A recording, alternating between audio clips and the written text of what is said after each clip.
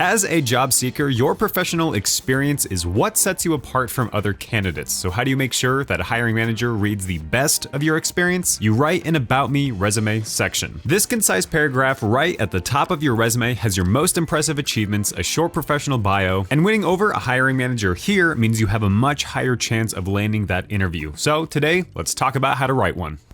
So really quick, why do you need an About Me section? Well, this is something you hear a lot of varying advice on. We recommend writing one because it offers your best experience in a nice and concise summary. Hiring managers really only want to see the best of your experience. So when you put that right at the top of your resume, they can't miss it. And it's also great information presented in a time-conscious manner. You've probably heard a resume only gets looked at for like an average of 7.5 seconds. A hiring manager can absolutely read your About Me section and learn what makes you awesome, as long as you have the right content. So when it comes to actually writing your About Me section, there's 5 elements that you want to include. First is your title, your professional title, job title. This is going to give a snapshot of your industry experience. So you want to make that clear right away. Number 2 is years of experience. Even though it doesn't always line up the title and years of experience required, it's a very straightforward requirement that you see everywhere. So when you're applying to jobs that you do meet the years of experience for, it's great to have that very nice and clear at the front. Next up, number 3 is relevant skills. This is going to come from the job description. Whenever you're looking at like the responsibilities or qualifications, so much of what's listed here are the skills that a company is saying that you need to have to do this job well. If you're a Teal user, you'll have those listed out separately when you have a saved job to the job tracker. And these might be things like technical hard skills, different programs and tools, but it's also soft skills like project or time management. Number 4 is to get those top and most relevant skills that you have experience with into 2 or 3 stellar achievements. We talk a lot about resume achievements. These aren't tasks that you did in your job. These are almost like accomplishments. You want to say what you did, and then you also need to have metrics because these do provide concrete evidence of what you did. And then number 5 is alongside your best achievements, any awards that you might have received, peer recognition, any industry certifications. Those are the 5 items that make up a resume about section. So let's go ahead and write one out in full. One tip here, when you're writing out your professional summary, you want to stick to the first person. For our example, we're going to say 7+ years of social marketing experience, driving customer growth and engagement in digital B2B and content marketing campaigns, increased brand awareness by 25%,